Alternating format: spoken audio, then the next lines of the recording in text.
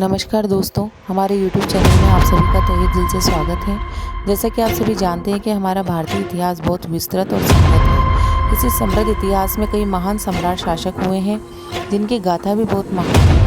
इसी भारतीय इतिहास में एक महान सम्राट ऐसे भी हैं जो कि बहुत क्रूर, अत्याचारी, जिन्हें लोग चंड यानी राक्षस कहकर पुकारते थे।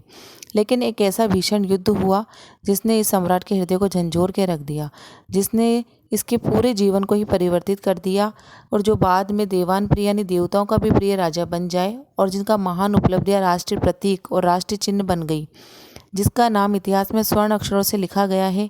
हाँ, हम आज के हमारे इस वीडियो में महान सम्राट अशोक के बारे में चर्चा कर रहे हैं। महान अशोक सम्राट के चंड से धम बनने तक का सफ़र। चलिए शुरू करते हैं आज के हमारे इस वीडियो को। बने रहिए हमारे साथ अंत तक। सम्राट अशोक मौर्य वंश के महानतम और सबसे शक्तिशाली सम्राट थे। उनका जन्म 304 ईसा पूर्व पाटलिपुत्र पटना में हुआ था। वे बिंदुसार के पुत्र और चंद्रगुप्त मौर्य के पोते थे। अशोक ने 268 ईसा पूर्व से 232 ईसा पूर्व तक भारत के अधिकांश भूभाग पर शासन किया। कलिंग युद्ध के बाद उनका हृदय परिवर्तन हुआ और उन्होंने हिंसा त्याग दी और बौद्ध धर्म अपना लिया। सम्राट अशोक के पिता का नाम बिंदुसार था, जो कि मौर्य साम्राज्य के दूसरे और महान शासक थे। वे चंद्रगुप्त मौर्य के पुत्र थे। बिंदुसार ने मौर्य साम्राज्य का विस्तार दक्षिण भारत की ओर किया था। सम्राट अशोक की माता का नाम सुभद्रांगी था और वे चंपानगर के एक गरीब ब्राह्मण की पुत्री थी। महल की अन्य रानियों की साजिशों के कारण सुभद्रांगी को शुरुआत में राजा बिंदुसार से दूर रहना पड़ा। बाद में अशोक के जन्म के बाद उन्होंने कहा, अब मैं शोक से रहित हो गई हूँ, इसलिए इस बालक का नाम अशोक रखा गया। इतिहास के अनुसार अशोक बचपन में बहुत सुंदर नहीं थे। उनकी त्वचा खुरदुरी थी। कम आकर्षण व शारीरिक बनावट के कारण बिंदुसार उनसे दूरी बनाकर रखते थे। ऐतिहासिक ग्रंथ है अशोक वदान और कई बौद्ध साक्ष्यों के अनुसार बिंदुसार अपने बड़े बेटे सुशीम को पसंद करते थे और अशोक को बिल्कुल भी स्नेह नहीं देते थे, क्योंकि सुशीम की माता एक राजकन्या थी जबकि अशोक की माता गरीब ब्राह्मण की पुत्री थी। क्षत्रिय कुल से न होने के कारण सुभद्रांगी को शुरुआत में महल में पटरानी जैसा विशेष दर्जा प्राप्त नहीं था। इसका सीधा असर अशोक की स्थिति पर पड़ा। बिंदुसार अपने सबसे बड़े पुत्र सुशीम को अत्यधिक प्यार करते थे और वही चाहते थे कि उन्हें भावी उत्तराधिकारी बनाना चाहते थे। पिता के तिरस्कार ने अशोक को भावात्मक रूप से अत्यंत कठोर और विद्रोही बना दिया। उन्होंने बचपन में ही समझ लिया था कि उन्हें अपना अधिकार छीनना पड़ेगा। खुद को साबित करने के लिए अशोक ने शस्त्र विद्या, शिकार और कूटनीति में असाधारण योग्यता हासिल की। बिंदुसार ने अशोक को परास्त करने या दूर रखने के लिए तक्षशिला के भीषण विद्रोह को दबाने भेजा, लेकिन अशोक ने बिना हथियार और बड़ी कुशलता से उस विद्रोह को शांत कर अपनी योग्यता सिद्ध कर दी। इसके बाद अशोक की लोकप्रियता बढ़ती गई। अशोक उज्जैन के गवर्नर बन गए। वे सैन्य कला, युद्ध नीति और कूटनीति में सुशीम से कहीं अधिक कुशल और लोकप्रिय थे। बिंदुसार के प्रधानमंत्री अमात्य, खल्लाटक और कूटनीतिज्ञ राधा गुप्त, जो चाणक्य के शिष्य परंपरा से थे, सुशीम के अहंकारी और क्रूर स्वभाव से असंतुष्ट थे। वे योग्यता के आधार पर अशोक को राजा बनते देखना चाहते थे। बिंदुसार के अंतिम दिनों में तक्षशिला में दोबारा भारी विद्रोह भड़क उठा। बिंदुसार ने सुशीम को इस विद्रोह को दबाने के लिए भेजा, लेकिन सुशीम वहां पूरी तरह असफल रहे। इसी दौरान पाटलिपुत्र सम्राट बिंदुसार गंभीर रूप से बीमार पड़ गए।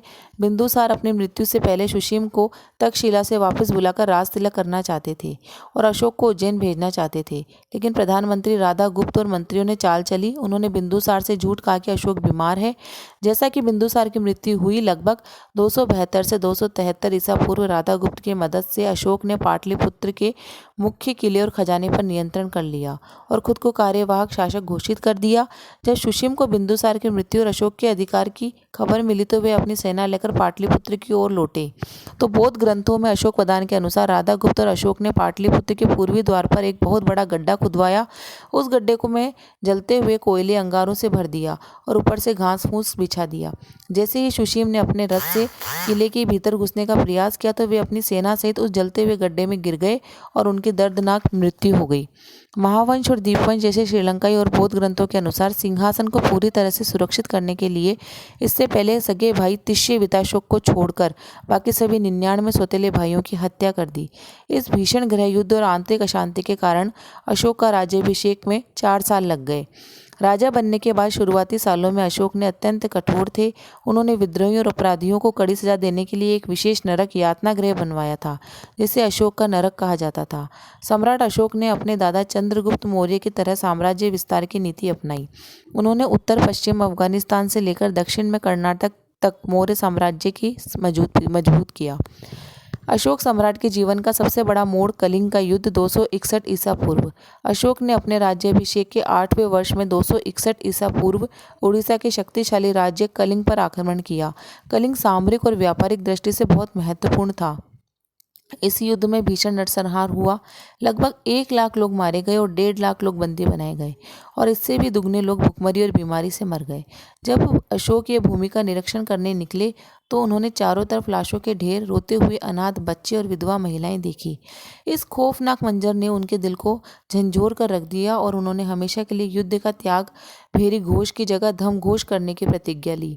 कलिंग युद्ध के बाद उन्होंने अपने गुरु बौद्ध भिक्षु उपगुप्त से बौद्ध धर्म की दीक्षा ली और उन्होंने अपने प्रजा के नैतिक उत्थान के लिए एक आचार संहिता बनाई, जिसे अशोक धर्म कहा जाता है। किसी धर्म विशेष की बात नहीं थी, बल्कि अच्छी बातें थी, जैसे माता पिता की सेवा करना, बड़ों का आदर करना, जीवों पर दया करना और सत्य बोलना। ये सब इस धम्म अशोक के धम्म की विशेषताएं थी। धर्म के प्रचार और जनता की समस्याओं को सुनने के लिए उन्होंने धम्म महायात्रा नाम के एक विशेष अधिकारियों की नियुक्ति की थी।